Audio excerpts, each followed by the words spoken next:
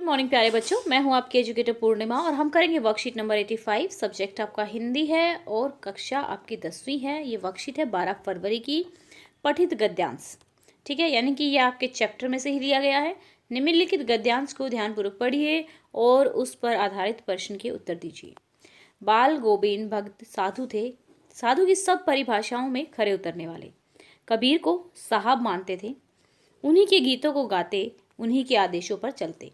कभी झूठ नहीं बोलते, खरा व्यवहार रखते, किसी से भी दो टूक बात करने में संकोच नहीं करते थे। न किसी से खामखा झगड़ा मोल लेते थे, किसी को चीज नहीं छूते थे किसी की भी, न बिना पूछे व्यवहार में लाते थे। व्यवहार मतलब यूज करना। इस नियम को कभी कभी इतनी बारीकी तक ले जाते थे कि लोगों को कौतूल होता था। कौतूल मतलब आश्चर्य होता था। कभी वह दूसरे के खेत में सोच के लिए भी नहीं बैठते थे। वह गृहस्थ थे, लेकिन उनकी सब चीजें साहब की थी। जो कुछ खेत में पैदा होता, सिर पर लाद कर पहले उसे साहब के दरबार में ले जाते, और जो उनके घर से 4 कोस दूर पर था, एक कबीर पंथी मठ से, मतलब वह दरबार में भेंट के रूप में रख लिया जाकर प्रसाद के रूप में जो उन्हें मिलता, वे उसे घर लाते और उसी से गुजारा चलाते। इन सब के ऊपर मैं तो मुग्ध था, उनके मधुर गान पर जो सदा सर्वदा ही सुनने को मिलते। कबीर के वे सीधे सादे पद जो उनके कंठ से निकलकर सजीव हो उठते। बाल गोविंद भक्त ने किसको अपना साहब माना है? कबीर को। निम्नलिखित में से कौन सी चारित्रिक विशेषताएं बाल गोविंद भक्त की नहीं हैं?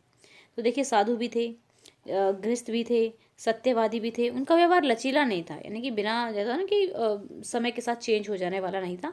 वो एकदम दो टुक बात कहने में भी मतलब संकोच नहीं करते थे। तो स्ट्रिक्ट था उनका व्यवहार, लचीला नहीं था। साहब का दरबार से ऐसे क्या है? कबीर पंथी मठ। ठीक है। लेखक बाल गोविंद भक्त की किस बात पर मुग्ध थे? ठीक है, तो यहाँ पर आप देखेंगे ना, इस वाली लाइन में ये देखिए, इन सब के ऊपर मैं तो मुग्ध था उनके मधुर गान पर जो सदा सर्वदा ही सुनने को मिलता था। तो यहाँ से उनके मधुर गान पर वो मुग्ध थे। कतूल शब्द का अर्थ है, कौतूल शब्द का अर्थ क्या है? आश्चर्य होना। ठीक है, ये आपकी जो पिछली वर्कशीट थी एमसीक्यू बेस्ड, उसके आंसर्स दिए हुए हैं, तो अपने चेक कर लेना। ओके, तो ये हो गई है आपके सारे क्वेश्चन। अब जो पठित और अपठित में तो अभी तक आपको पता लग ही गया होगा, है ना। तो फ्रेंड्स, अनअकैडमी का कॉम्बैट प्रोग्राम 14 फरवरी को होने वाला है। एक आपका 6 फरवरी को हुआ था, डिटेल सॉल्यूशन वगैरह उसका जिन जिन ने अटेंड किया था उनको मिल गया होगा। तो इसका फ़ायदा क्या है? एक तो आप इसको एनरोल कर सकते हो फ्री। अब आपके जो एग्ज़ाम हैं, तो आपको सिलेबस हम ऑलरेडी वर्कशीट के थ्रू काफ़ी कुछ कवर कर चुके हैं। तो आप अगर ये क्विज़ अटेंड करते हो, एक तरह से क्विज़ की फॉर्मेट में रहेगा, कंपटीशन की फॉर्मेट में है। क्यों?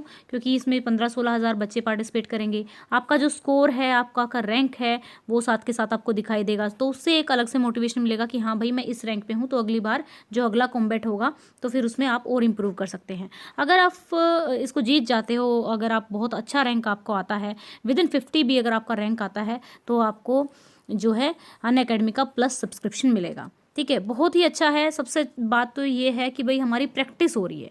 ठीक है, एक टेस्ट सीरीज़ की तरह हो गया ये हमारा। और बहुत सारे बच्चे, जितने भी बच्चे पार्टिसिपेट करते हैं, उनके कंपैरिजन में आप अपना लेवल देख सकते हैं कि हाँ भाई, मेरा रैंक क्या है। It is India's biggest contest to level up preparation and practice for CBSE class 10 board exam. ठीक है, ये 10th क्लास के लिए है और फरवरी 14 को होने वाला है। इसका लिंक एनरोल के लिए, रजिस्टर के लिए डिस्क्रिप्शन में दिया होगा, डिस्क्रिप्शन से देख लेना। कोड आपको यूज़ करना है पूर्णिमा 10। ठीक है, मेन तो इसको जीतने का तरीका है रिवाइज, प्रैक्टिस एंड विन। अपने रिवाइज करो। मैथ एंड साइंस का ये होने वाला है, NCERT बेस्ड सिलेबस रहेगा। इंग्लिश और हिंदी मीडियम, दोनों ही मीडियम के बच्चों के लिए है। Unacademy combat India's largest fortnightly competition, यानी कि हर 14 दिन में ये कंपटीशन आपका होता है।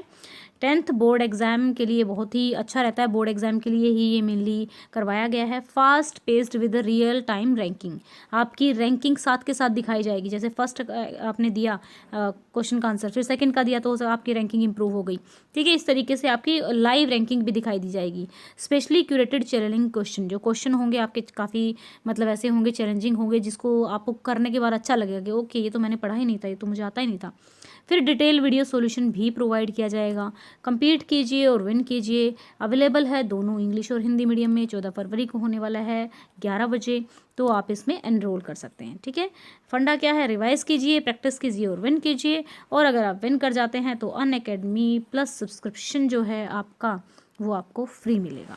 ठीक है स्टूडेंट्स, और प्रैक्टिस होगी वो तो है ही है। तो मेन तो यही है कि बच्चा देखो संडे को हो रहा है, संडे को हमारी वर्कशीट वगैरह नहीं भी आती हैं, तो कम से कम हम संडे को हमारा फ्री में प्रैक्टिस हो जाएगा, है ना। विन का तो चलो ठीक है भाई, अगर हम विन कर जाते हैं तो वो तो बहुत ही अच्छी बात है, लेकिन प्रैक्टिस आपकी हो जाएगी। प्रैक्टिस में वही अच्छे अच्छे क्वेश्चन आएंगे तो आपका फिर एग्जाम में आपको डर नहीं लगेगा और आसानी से आप पार कर जाओगे। तो देखो तो सही कि जब 15-16 हज़ार लोग पार्टिसिपेट कर रहे हैं तो आप भी पार्टिसिपेट कीजिए।